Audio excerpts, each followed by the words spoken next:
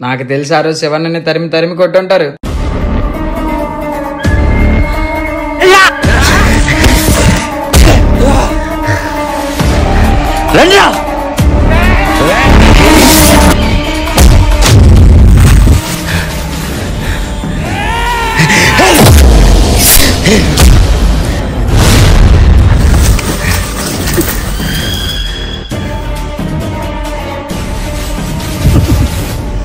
అంత మొత్తంలో ఉన్న శివన్న నేను పేకలేకపోయాం రా.